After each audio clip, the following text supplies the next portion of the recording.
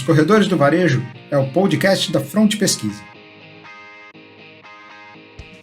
Aqui, eu, Fábio Caldas, e minha sócia Juliana Piai, conversamos com importantes profissionais do nosso mercado sobre novidades, tendências, movimentações e outros assuntos do momento.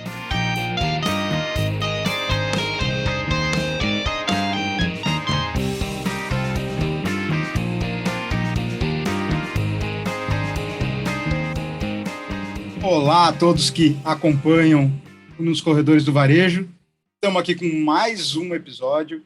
Hoje é uma conversa que vai tratar muito de varejo, mas a gente quer pegar alguns caminhos alternativos do varejo.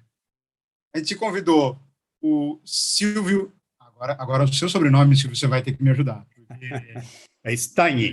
Stagni, da Allied. Ele uma empresa focada no varejo de tecnologia, né? E assim, é grande. Às vezes a gente não conhece pelo nome, mas a hora que a gente for conversando aqui, vocês vão conseguir entender o tamanho que é esse mercado que eles atuam. Silvio, em primeiro lugar, obrigado pela sua participação. Para nós da Front, é muito legal Obrigado, Fábio. ter essa conversa. E eu tenho certeza que a gente vai trazer aqui alguns assuntos que são bem interessantes para o público que nos acompanha. Vamos lá, primeira pergunta. Fala um pouquinho de você, fala um pouquinho da empresa. Bom, em primeiro lugar, muito obrigado pelo seu tempo, pela oportunidade de estar aqui, é uma honra para mim. Então, vamos lá. Eu sou, antes de tudo,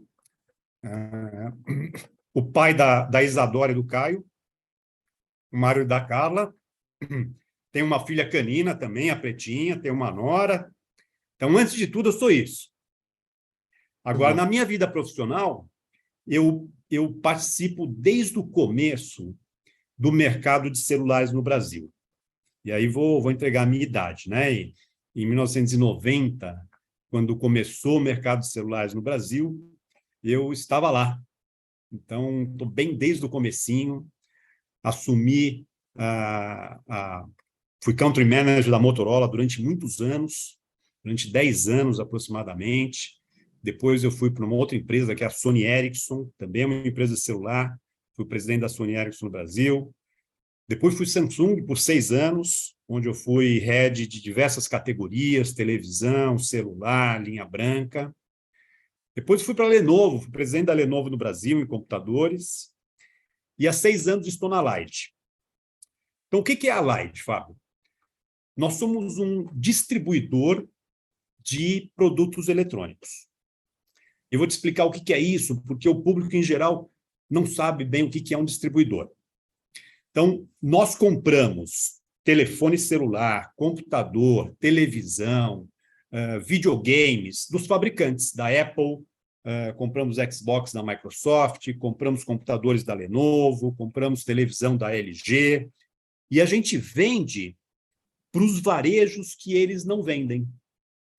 Então, todos esses fabricantes, eles têm uma capilaridade relativamente pequena. Então, varia. Alguns vendem só para 5 varejos no Brasil. Os mais capilarizados vendem para 80 varejos no Brasil. A gente vende para 1.300 varejos no Brasil. Então, a gente definiu a nossa missão, que é para que a gente existe? A gente diz que a gente existe para levar o universo digital ao alcance de todos. Então, a gente compra lá o Apple, da Apple, e vende para o Brasil inteiro, para mais de 1.000 varejos no Brasil. E de uns anos para cá, Fábio, além desse braço distribuidor, a gente criou 2 outros braços. Criamos um braço varejista físico. Então, nós temos 140 lojas espalhadas pelo Brasil, fortemente na região sudeste, são lojas de celulares, e nós temos uma loja online, tanto com a marca nossa, que a nossa marca é Mobicom, no online a gente aparece como Mobicom, mas a gente também faz o 3P de diversos fabricantes. Quando você encontrar Apple, Google, Xiaomi, HyperX, debaixo do Magalu, ou do Amazon, ou do Mercado Livre, somos nós. Então, No marketplace, a gente representa essas marcas. Então, a Allied é uma empresa de distribuição, de varejo físico, de varejo digital, uma empresa que faz 8 bi por ano. Então, a gente Pouquinho, né? é bastante Pouquinho. significativo. E para completar o que eu sou engenheiro de formação, apesar de que eu nunca trabalhei como engenheiro e fui administrador a vida toda, mas a minha formação é de engenharia. Por que Apple e esses grandes fabricantes não vendem para todo o varejo? Qual que é a dinâmica do mercado que está aí por trás? Olha, eu acho que é uma questão histórica, né? De todos os eletrônicos, o maior mercado de eletrônicos é o mercado de celulares. E o mercado de celulares, no mundo inteiro, é feito através das operadoras. Então, quando você conversa com uma Samsung, uma Apple, eles têm o sistema de vendas dele fortemente preparados para vender para poucos clientes, que é o que acontece no mundo inteiro. O Brasil que criou uma situação diferente, onde a gente vende para o varejo e não para a operadora. Então, eles não estão preparados para vender para 1.000 varejos da forma como nós estamos. O segundo ponto é que existe a necessidade de crédito para vender para esses 1.000 varejos. E aí você precisa conhecer o mercado local, nem todos os varejistas têm balanço auditado, então você precisa de um conhecimento diferente de você vender com grandes varejistas como Via Varejo, Magazine Luiza, que são empresas de capital aberto. Terceiro, Thaís, o Brasil é um país complicado fiscalmente. Todo mundo que vem aqui diz isso.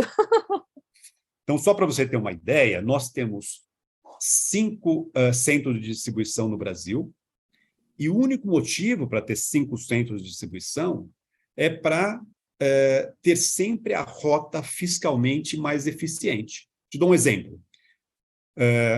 A região norte, os Xbox Games tem isenção de IPI na região norte se você importar pela região norte.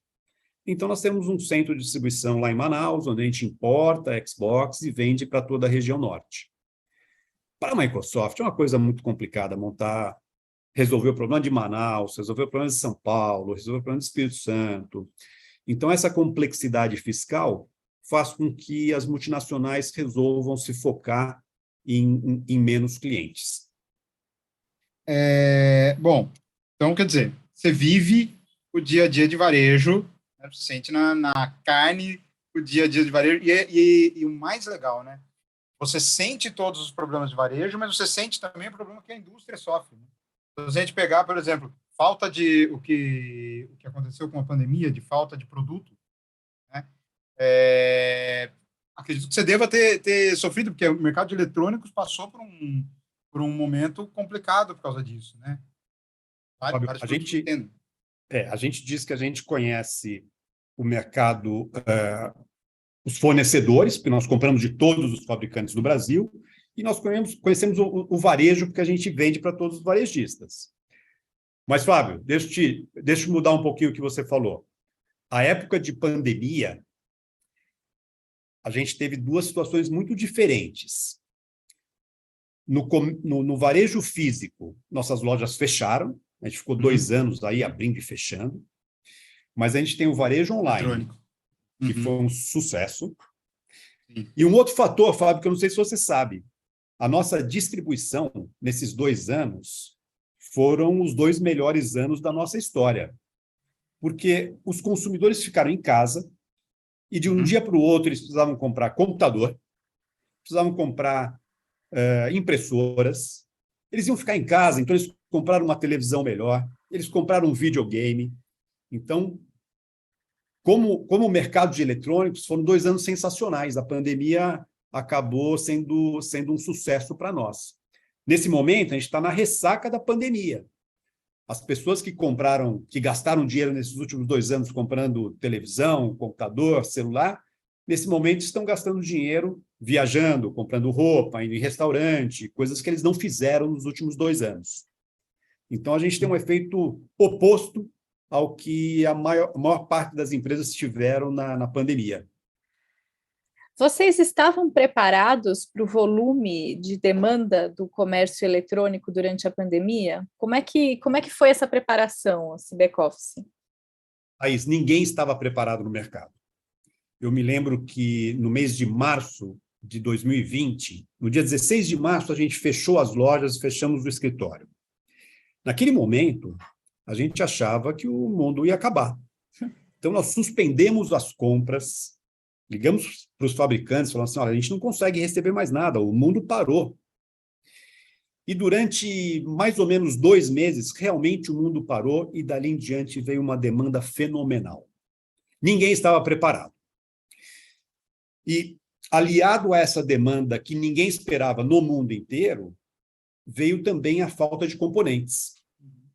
Que o fechamento das fábricas na China, a China é uma grande fornecedora de semicondutores, então acabou faltando semicondutores. Então, a gente não estava preparado para essa super demanda, os fabricantes também não, nós corremos atrás, eles também. Foram 2 anos de um volume de vendas muito grande, e quando a gente ouve que existiu falta de produto, é porque a gente poderia ter vendido ainda mais. Mas a gente vendeu muito acima do que se esperava, em todos os produtos. Mas tivemos que correr. Quer dizer, vocês não sofreram, por exemplo, com o mercado automobilístico, que teve a falta das matérias-primas, né, do mesmo jeito, semicondutor e tal, e não teve, só que para eles a demanda estava mais reprimida, né? E a hora que abriu não tinha produto. Exatamente. Aí a gente fica com uma fila enorme para conseguir acertar, né? Vamos pensar no mercado de computadores. Todas as pessoas tinham, em geral, um computador por casa. Com a pandemia, virou um computador por pessoa. Uhum. Então, o mercado de computadores, que há 6, 7 anos caía no Brasil, teve 2 anos sensacionais. A gente poderia ter vendido ainda mais do que a gente vendeu. Mas a falta de produto, a falta de capacidade produtiva, de semicondutores, limitou. Mas eu não quero chorar, ser um chorão aqui, porque a gente vendeu muito mesmo assim. Nem pode, né? Nem posso. Uma coisa interessante, né? Quando a gente estava lá no comecinho da pandemia, a gente fez um trabalho grande de pesquisa, que era assim, era uma pesquisa recorrente. A gente fazia ondas a cada um mês ou 2 meses, a gente replicava para entender o que estava acontecendo no mercado. E eu lembro de uma entrevista que me marcou bastante, que era de uma pessoa do norte, né? Alguma cidade, não era uma capital, era alguma cidade no interior da região norte, e ele falou alguma coisa assim, mais ou menos, a história mais ou menos era a seguinte, que ele começou a trabalhar online, o computador dele quebrou, o varejo físico totalmente fechado, e o desespero dele, porque as entregas para a região norte demoravam muito. Então, se ele tentava entrar em algum site, nos que ele estava procurando para tentar comprar, das lojas normais, né, demoraria coisa assim de mês para chegar o computador novo dele. E aí eu emendo a minha pergunta. Logística no Brasil não é fácil. Logística é o maior empecilho para o mercado online disparar no Brasil? Ou o brasileiro ainda tem muito enraizado a questão de compra na loja física? Ir até a loja, ver o produto, sentir o produto e comprar? Olha, Fabio, logística é complicado no Brasil. E isso acaba fazendo com que é mais um fator para as multinacionais limitarem o número de clientes. Mas hoje, quando a gente olha os grandes players online, Mercado Livre, Magazine Luiza, Amazon, eles resolveram esse problema, tá? Eles têm distribuição nacional, eles têm soluções de última milha muito eficientes. Olha, vou sair um pouco do mercado de eletrônicos, olha o Rappi, né? Você pede uma cerveja, chega em 15 minutos para você. Então, sim, é muito complicado, mas diversos players no mercado resolveram esse problema. Então, o consumidor brasileiro, no mercado de eletrônicos, se você olhar antes da pandemia, cerca de 30% dos consumidores compravam online. E, durante a pandemia, chegamos a pico de 60%, 70%, porque as lojas físicas estavam fechadas, né? Nunca foi 100%, porque as lojas não fecharam no Brasil inteiro, todas ao mesmo tempo. Então, tinha interior de Minas aberto, com São Paulo fechado. Então, o físico sempre se manteve com um certo volume. Hoje, está voltando, está diminuindo esse percentual que se compra online, mas não aos patamares de antes da pandemia. Então, a gente estava 40 e poucos por cento das compras são online. O brasileiro ainda compra no varejo físico, e não é só o brasileiro, na verdade, o consumidor do mundo inteiro, porque o varejo físico provê uma jornada diferente. Você pode ir numa loja e escolher o seu produto se você não tiver decidido o que você quer comprar. Então, ele te dá a possibilidade de experimentação, ele tem um vendedor ali que pode te atender. Então, essa jornada é um pouco diferente da jornada do online. Então, se você vai comprar uma coisa que você sabe exatamente o que você quer, provavelmente você vai para online. Se você, eu quero comprar uma televisão, mas eu não sei exatamente que modelo, que tecnologia, você vai numa loja física e tenta explorar lá. Então, as duas vão conviver. Essa jornada do consumidor no físico é importante e é da natureza humana, né? Voltar para uma loja. Hoje existe a vontade de voltar para uma loja. Você vê que o fluxo de pessoas no shopping voltou para os níveis pré-pandemia. As pessoas têm vontade de passear, de olhar, de explorar, de descobrir o que quer. Então, nós vamos chegar no equilíbrio entre o online e o offline. E eletrônico a gente viu muito, a gente acompanha muito o mercado, principalmente o mercado de shopping, é a nossa praia há muito tempo.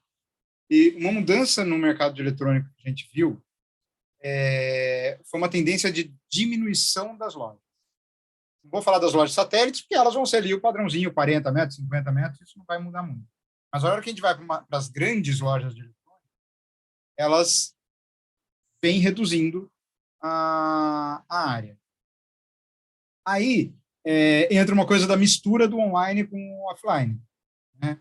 Porque o que a gente percebe é que o consumidor vai para a loja, experimenta o produto, conhece o produto, ele quer comprar uma televisão, ele vai lá ver como que é a imagem, ele ouve, né, o som para ver se o som é bom, blá, blá, depois volta para casa e vai lá procurar o melhor preço na internet.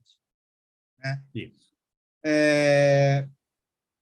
Vocês, não com lojas de grande porte, né, porque vocês trabalham mais com lojas menores, corrija se eu estiver errado, mas pelo que eu vi, vocês são mais satélites do que âncoras, né, com as lojas. Isso. Mas vocês têm percebido isso também, esse tipo de movimento, do consumidor que vai só para conhecer o produto, depois ele, obrigado, porque a compra vai ser... Fábio, a gente tem, só para exemplificar, nós temos hoje 140 lojas com a bandeira Samsung. Então, quando você vai no Shopping Morumbi, Shopping Eldorado, encontra lá uma loja Samsung, você, como consumidor, não identifica que tem um parceiro por trás dessa loja, mas todas as lojas Samsung têm sempre um parceiro por trás. Então, por que essa loja existe? Porque os fabricantes querem que haja um destino para o consumidor, para ele olhar as novidades, entender as diferenças entre um modelo e outro, ter a multiplicidade de escolha de cores, modelos, memórias. Então, ela serve para essa função específica. Então, indo para a sua pergunta, sim, existe uma parcela dos consumidores que olham fisicamente e compram online, como também existe uma parcela que já chega na loja tendo olhado online. Mas nas nossas lojas Samsung, a gente converte ainda a maior parte dos consumidores. Por quê? Porque a gente provê para eles um serviço adicional ao que ele teria no online. Então, se você for numa loja Samsung hoje, a gente compra o seu celular usado, a gente transfere os seus arquivos do usado para o novo, a gente coloca a película, a gente tem a capa da cor que você quer. Então, esse serviço acaba fazendo com que o consumidor compre também na loja online. Mas nós temos todos os tipos de consumidores. Temos que aqueles que são baseados puramente no preço, aqueles vão olhar na nossa loja, vão olhar no, sei lá onde, Magazines Luiza, e vão olhar no online e vão decidir qual é o menor preço. Então, vai ter a convivência desses diferentes consumidores do mercado.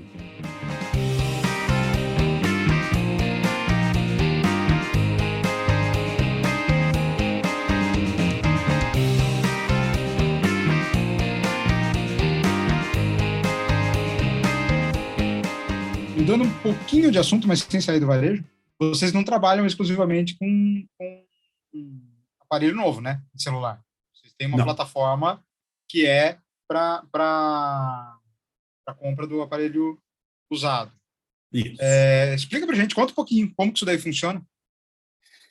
É o seguinte, Fábio, eu vou te contar a história dessa loja, desse negócio que nós montamos, que chama-se Trocafy. Em primeiro lugar, o mercado de usados no Brasil, ele deve crescer. Tá? Se nós olharmos o mercado de 2021, foi um mercado próximo de 3 bilhões de reais. O IDC, que é um dos órgãos de pesquisa de mercado, eles dizem que em 2024 a gente vai chegar em 5 bilhões, é um crescimento de 79%. Isso é facilmente explicável pela penetração de usados que tem no Brasil e a penetração de usados que tem no resto do mundo. Então, o Brasil tem uma penetração de cerca de 6% de usados, enquanto, quando a gente olha os Estados Unidos, tem 36% de penetração. E o Brasil tem muito mais sentido para o brasileiro ter um telefone usado do que para o americano. Quando você vai comprar um iPhone usado, o impacto no salário médio brasileiro é muito maior do que o impacto no salário médio americano. Então, em primeiro lugar, a gente viu esse mercado, que é um mercado que a gente acredita muito no crescimento. Mas tem um segundo motivo aqui muito importante para nós, e aí eu vou te contar uma história. Você já deve ter sido impactado por um programa chamado o iPhone para Sempre. Sim. O iPhone para Sempre é um programa entre Apple, Itaú e Allied, onde você, se você for correntista do Itaú, dentro do aplicativo Itaú, você vai encontrar o ícone do iPhone para Sempre. Lá você pode comprar um iPhone. Eu vou arredondar um pouco os números. Uhum. Você vai pagar 21 parcelas muito pequenininhas, de cerca de 3% do valor do produto, e uma 22ª parcela de cerca de 30% do valor do produto. Só que na 22ª parcela, você tem a opção, primeiro, de pagar e o iPhone é seu.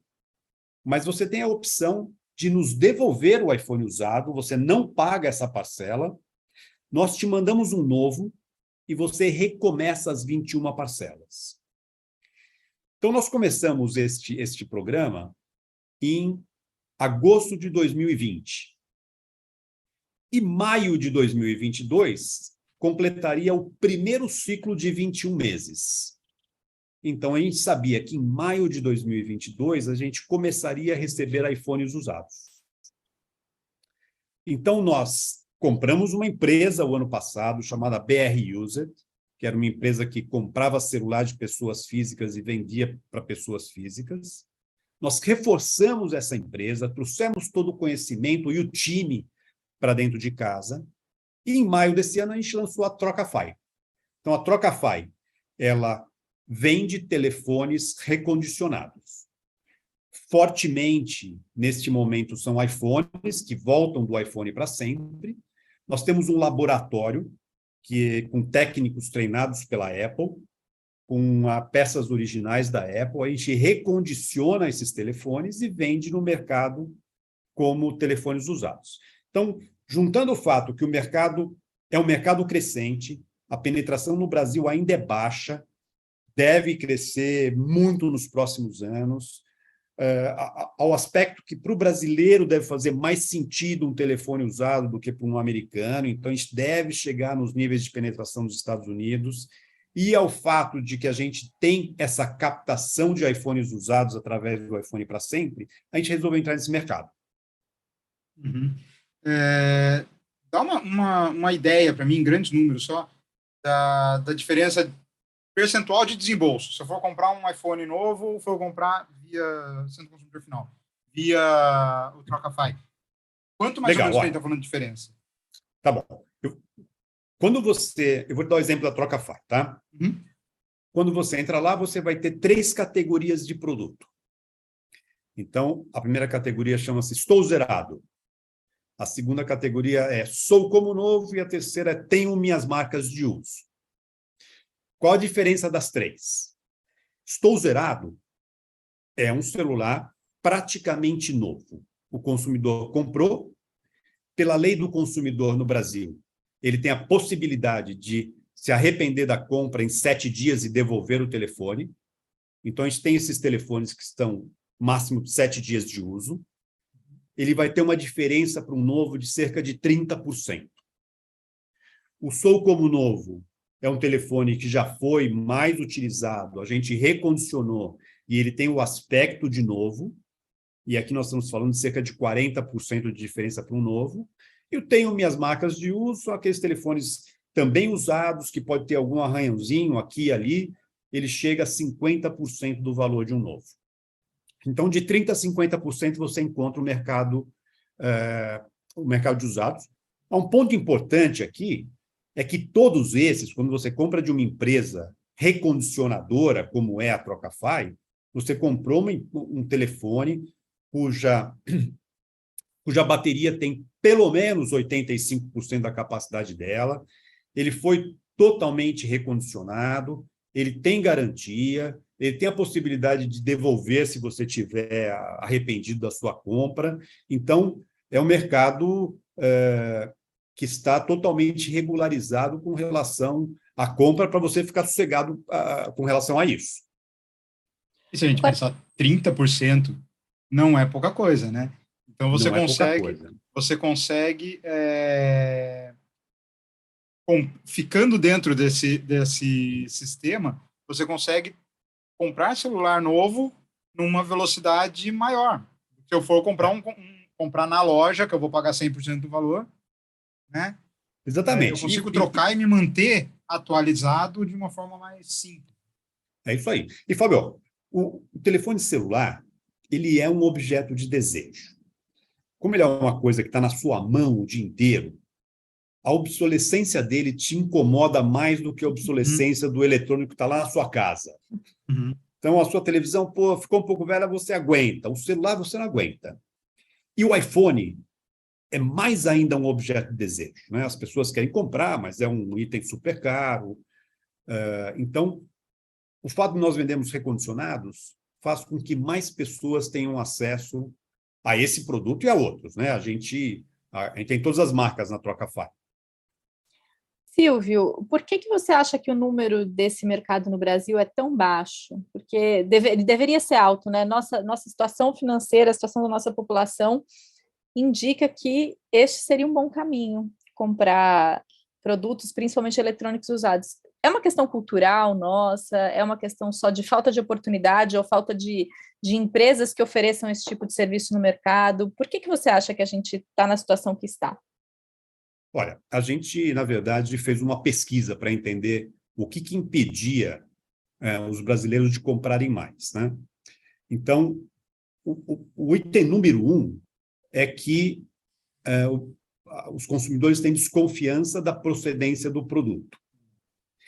Isso é porque a maior parte das vendas de usado hoje são feitas de pessoas para pessoas, então você não tem certeza da procedência. O segundo item que as pessoas dizem, por que eu não compro usado, é porque eles não têm garantia quando compram usado. Então, quando você compra de uma empresa recertificadora, como é a Trocafy não é a única no mercado, você passa a ter essa garantia. Então, esses são os dois aspectos que até hoje inibiram uma penetração maior, mas agora empresas como a Trocafy vêm para o mercado para falar, consumidor, aqui você tem a garantia da procedência, aqui você tem a garantia do seu produto, o que faz com que você possa ficar tranquilo com sua compra.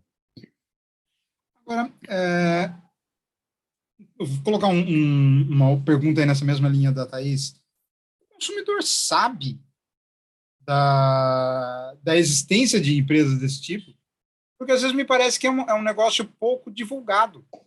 A gente não ouve falar toda hora que tem a possibilidade de eu comprar um aparelho quase novo, né, com 7 dias de uso. Poxa, isso é novo. E dá a impressão que o consumidor às vezes não sabe disso. E por isso compra Olha, uma coisa até ruim. nós estamos no começo de uma jornada, então, essas empresas recertificadoras, elas estão começando a aparecer de forma mais forte no mercado, então a Trocafy vem fazendo campanhas online, buscando potenciais consumidores para contar sobre a nossa empresa. O detalhe dos 7 dias, Fábio, esse acho que ninguém nunca comunicou para o mercado, né? Uhum. Mas isso é advindo da lei do consumidor no Uhum. Brasil, que permite o consumidor devolver em 7 dias numa compra online, né? Na compra física, o consumidor não tem essa possibilidade. Sim. Então, acho que é um começo de divulgação que vai ajudar no aumento da penetração.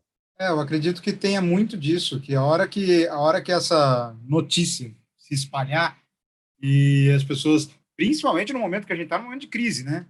Então, Exatamente. qualquer oportunidade que a pessoa tiver para comprar um bom produto a um preço mais baixo, eu acho que a gente vai ter esse crescimento para chegar nesses 36% do mercado americano. Eu não vejo grande dificuldade, não. Não, Agora, a gente... Fala, pode falar. Silvio, a empresa é voltada para celulares, né? Pelo que eu entendi. A Trocafy hoje é celulares, ela não será só celulares, mas hoje ela está Já nós está começamos adiantando a com celular. resposta. É.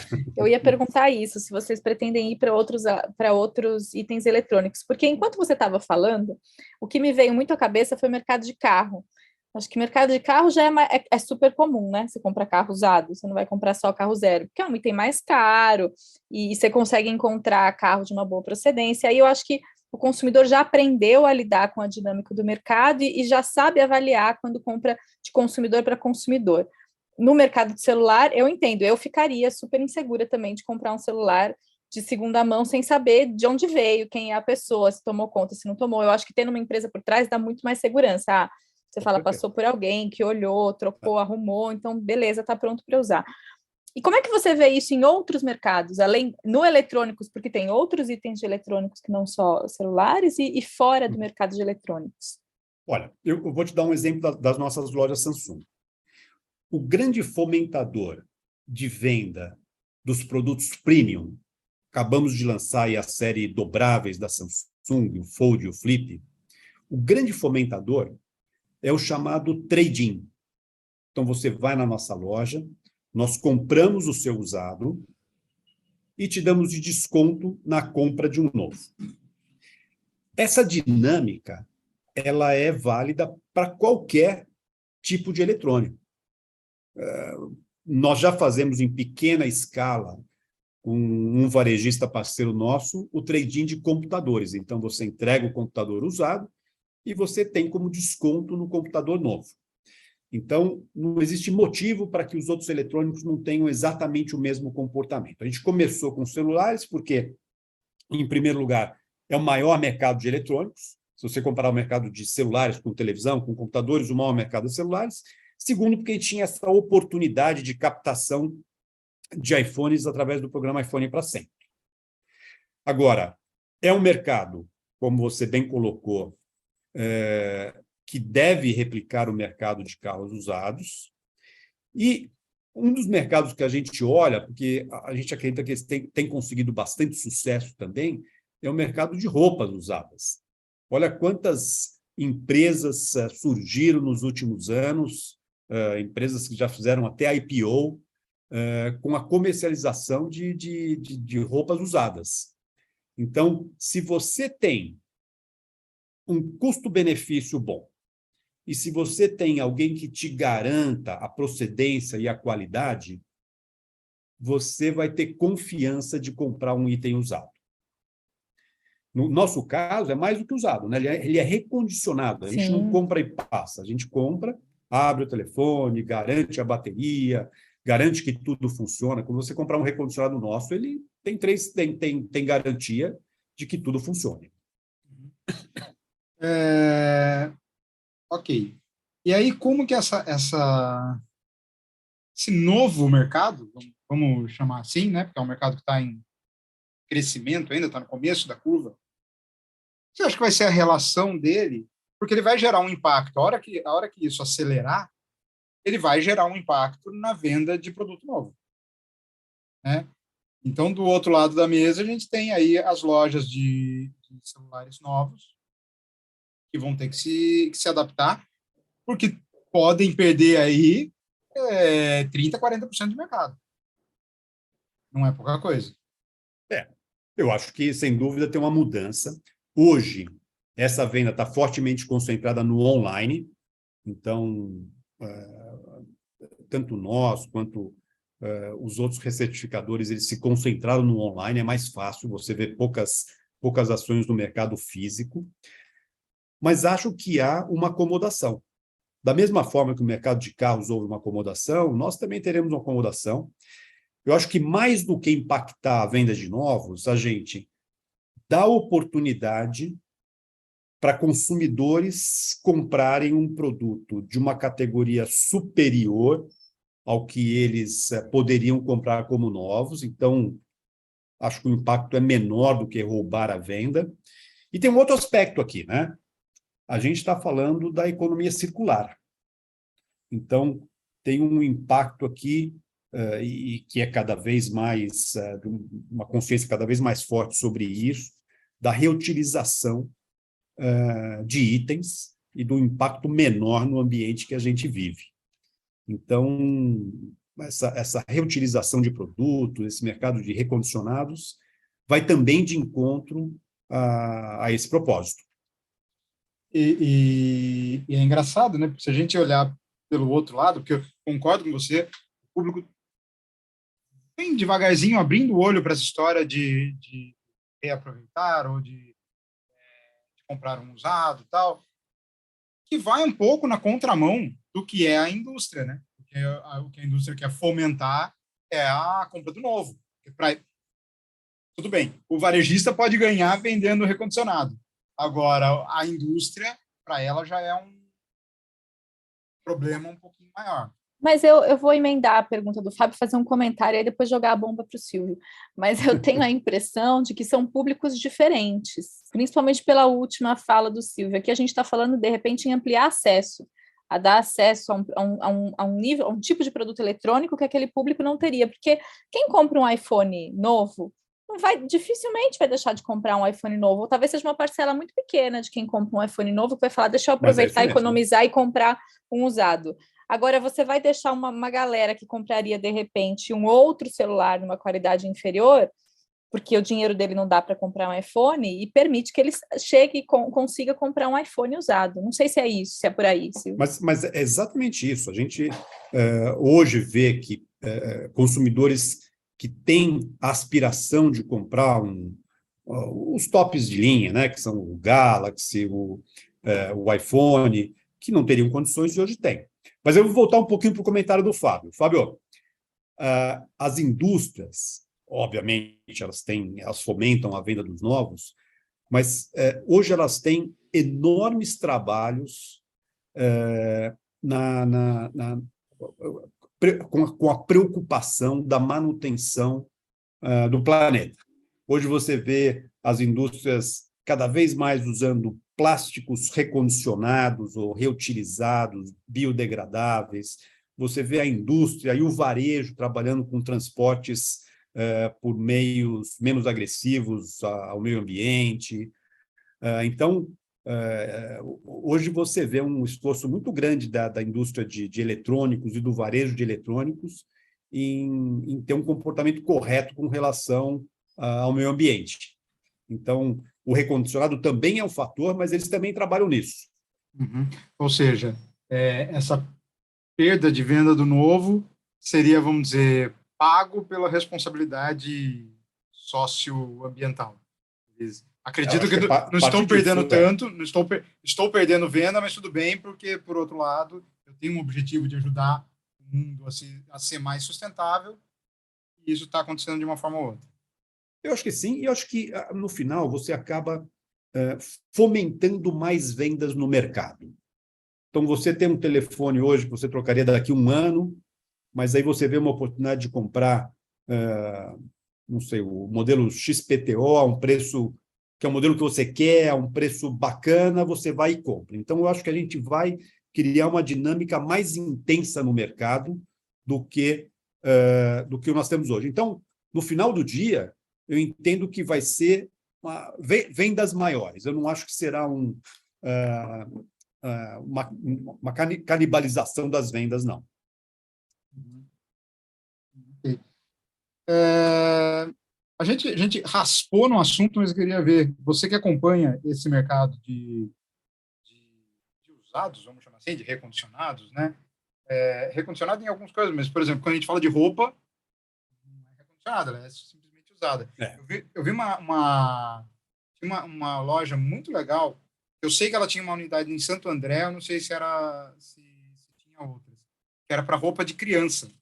Porque roupa de criança, bom, você, pai, acompanhou essa fase, Thaís está agora nesse momento, sabe que é um inferno, porque você compra... Acaba rápido, né? Tem, às vezes, um mês, ou quanto, né, Thaís? Roupa que ganha, um mês, que não chega a usar. 2, sim. Não chega a usar. A hora que você vai colocar, a criança já cresceu e acabou. Você não usou aquela roupa. E era uma iniciativa bem legal, porque eles pegavam essas roupas, faziam também lá uma determinada classificação e revendiam, né? Eles compravam e revendiam.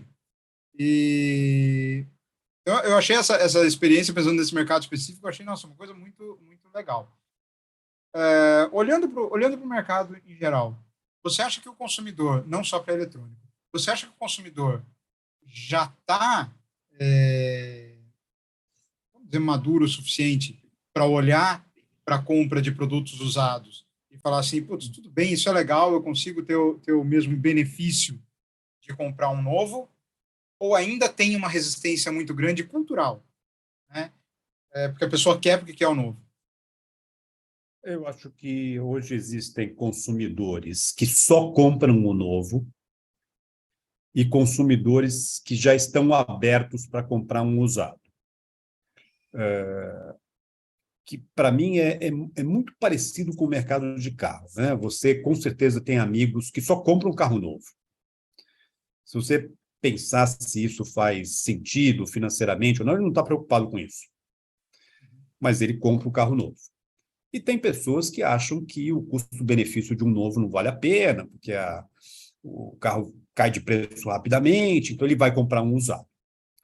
Então, eu acho que existem os dois consumidores hoje, e eu acho que, à medida que os consumidores entenderem que existem fontes de usados que eles podem ter tranquilidade da compra, isso vai fazer com que aumente esse segmento do mercado.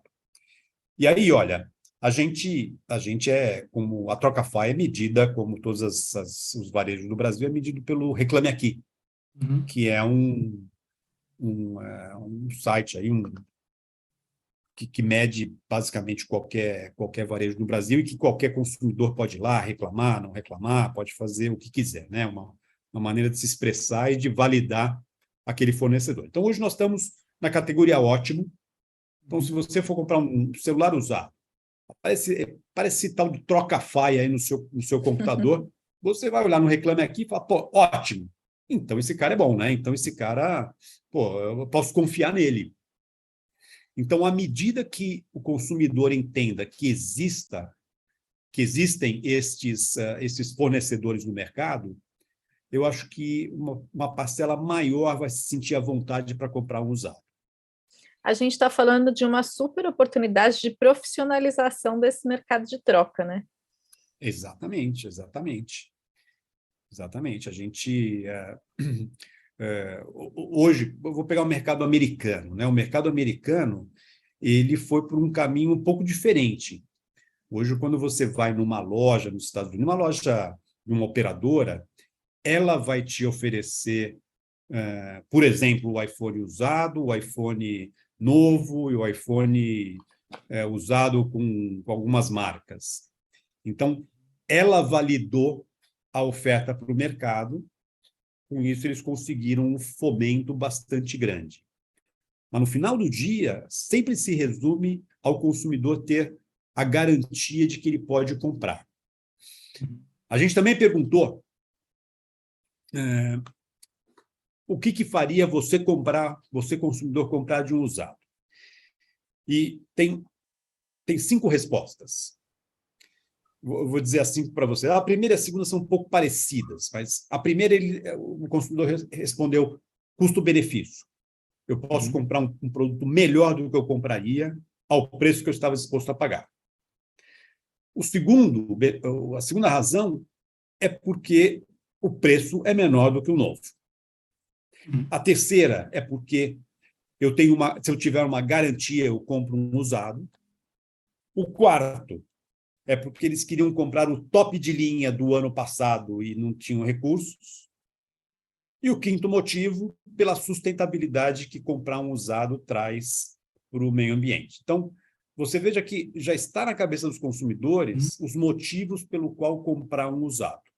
É a gente disponibilizar agora para eles a resposta para essas preocupações que eles têm. A segurança, né? A segurança.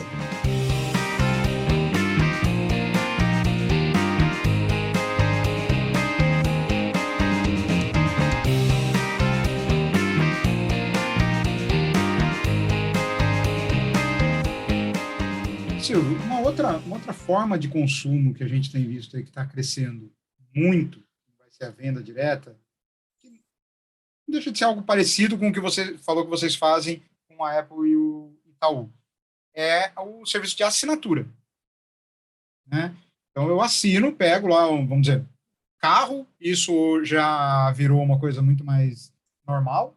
Né? Eu assino, fico durante X meses. Algumas empresas fazem te dão a opção no final de comprar o carro. Algumas não, acabou o contrato, devolve, se você quiser você faz outro, ou então foi muito bom enquanto durou. Você acha que para celular esse é um mercado que tem futuro também? Ou é uma coisa mais para bem mais durável, né, como um carro? O programa iPhone para Sempre é um programa muito parecido com a assinatura. A diferença entre o iPhone para Sempre e um programa de assinatura é que tem um pagamento maior na última parcela. Então, para ser mais fidedigno, ele é mais parecido com um programa de leasing do que um programa de assinatura. Mas se você trocar o seu iPhone através do iPhone para Sempre a cada 21 meses, ele se torna um programa de assinaturas. Cada 21 meses você entrega o seu usado, pega o novo, recomeça as parcelas e vai embora. Nós já temos, do lado da distribuição, alguns clientes no mercado brasileiro que fazem o programa de assinatura de celulares. Da mesma forma hoje que você pode, e é mais comum, você, em vez de comprar sua impressora para o seu escritório, você pagar uma assinatura para uma empresa que te coloca a impressora e te dá serviço, então te coloca tudo que é necessário para ela funcionar, te dá assistência técnica. Empresas como essa começam a colocar no portfólio de produtos dela o celular. Então, já tem a oferta no mercado de você, para sua empresa ou para você, em vez de comprar, você como que alugar, né? Pagar assinatura. É o chamado Device as a Service. Então, você tem um dispositivo, em vez de você tê-lo como um bem físico, você tem como um serviço. Então, já está ocorrendo, tanto para empresas quanto para pessoa física em menor escala, mas você já vê programas como esses fora do Brasil, bastante fortes. Pensa que nos últimos 12 meses, 15 meses, no Brasil e no mundo, o custo do dinheiro foi para 15%. Quando o custo do dinheiro vai para 15%, ele inibe programas como esses. Mas esse custo do dinheiro deve ser temporário, deve voltar aos patamares que nós tivemos durante muitos anos. Então, na minha opinião, eu não tenho dúvida que aluguel de produtos, de celulares, acontecerá no futuro próximo. Eu lembro de um outro exemplo de consumo consciente, né? Esse eu achava fantástico. Era uma empresa aqui de Santos, que eu moro em Santos, e tinha uma empresa que fazia aqui, era até, na verdade, uma rede que tinha uma unidade aqui, que depois não foi para frente, pelo menos aqui, que era para roupa feminina. Você pagava lá uma taxa mensal e você tinha direito a pegar 2, 3 peças, depende do pacote que você fizesse, você tinha direito a pegar um número de peças e ficava durante um determinado tempo. Acabava aquele tempo, você devolvia aquelas peças, ia lá e pegava outras.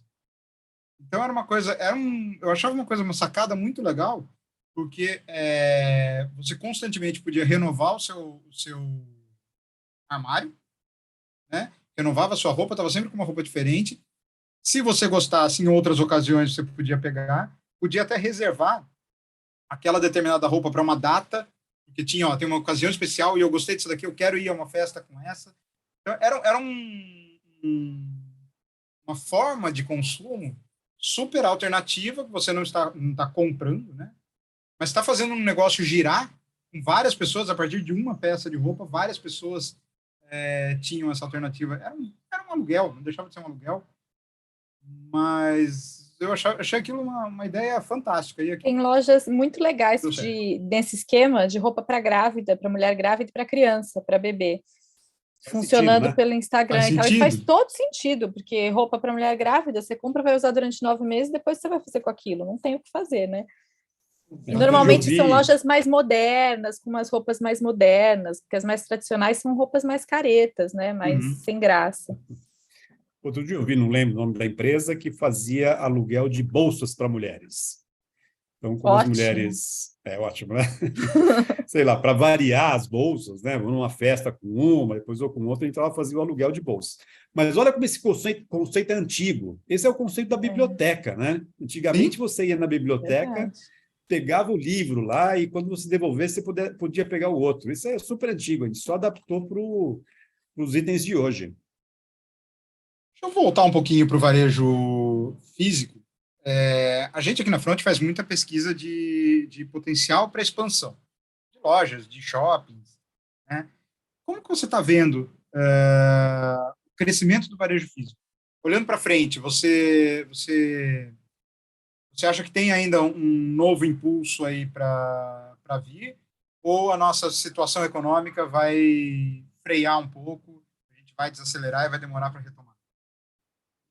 Eu acredito que o varejo físico vai voltar a crescer. A gente já está, nos nossos números, a gente já vê o varejo físico mais forte do que o ano passado. A gente mede o chamado vendas nas mesmas lojas, né? Normalmente é usado o termo em inglês same-store sales. Então, se nós olharmos o same-store sales do segundo trimestre, já é mais forte que o ano passado. E o segundo trimestre do ano passado foi um trimestre que as lojas já estavam abertas. Se a gente comparar com 2020, não dá para comparar, que era muito ruim, né? Mas 2021 já estavam abertas. A gente já vê um crescimento e a gente vê as nossas lojas chegando agora no patamar de 2019. Agora, a gente conversa muito com varejistas. E eu tenho visto com os varejistas, na sua maioria, planos de aumentar o número de pontos de venda. Então, acho que o varejo volta forte. Acho que não é um fenômeno só no Brasil. A gente tem visto, pelas notícias, varejos físicos aumentarem o número de pontos de venda em vários locais no mundo. E o varejo, entendendo qual é a função dele, que é ter uma jornada para o consumidor, ele vai atrair de volta o consumidor. Os shoppings divulgam sempre o fluxo de pessoas. A cada vez que eles publicam o balanço, eles publicam o fluxo de pessoas. E o fluxo de pessoas em 2022 nos shoppings já está no nível de 2019. Então, as pessoas voltaram para o shopping. Então, isso para mim, é um sinal que o varejo físico volta com força. Ele tem uma parte importante, o online ensinou todo mundo a ser mais assertivo nos preços de compra, mas a jornada do físico ela não vai deixar de existir. É legal você falar isso da ampliação do número de lojas, né? Os planos de expansão de lojas voltando a acontecer, porque 1 ano atrás, 2 anos atrás, isso simplesmente virou um assunto proibido. Exatamente. A gente conversando aqui com o pessoal de varejo, era um assunto proibido, não tinha nenhuma chance de pensar em expansão. E agora a gente já começa a ver algumas empresas olhando para novos shoppings, e depois daquela onda de 2010, 2014, estacionou, né? A gente teve, vocês devem ter sentido isso nas negociações de novas lojas em shopping, né? Mudou totalmente a lógica a hora que a gente praticamente dobrou o tamanho de número de shoppings em 3, 4 anos. Uma coisa absurda que aconteceu. E muito lugar hoje pagando o preço disso com vacância. A vacância é muito alta. Acho que no final do dia, Fábio, sempre tem uma depuração, né? Você pega os shoppings com maior sucesso, eles não têm vacância, Uhum. eles têm... o espaço é disputado, você tem que ficar na fila ali para conseguir um lugar. E existem shoppings que talvez não volte mais o fluxo de pessoas que tinham antes da pandemia. A gente viu isso claramente. Então, os shoppings bons continuam bons, os shoppings que talvez não fossem bons, estavam numa ânsia ali de abrir shoppings novos, talvez acontecesse a mesma coisa sem pandemia. Shoppings que não deveriam ter sido abertos, né? Pode ser isso. A gente viu muito disso. Shoppings que não deveriam ter sido abertos e no momento em que o financiamento estava muito fácil e tal, todo mundo acreditando que o Brasil ia crescer a 7% ao ano durante muitos anos, acabou investindo numa barca um pouco furada.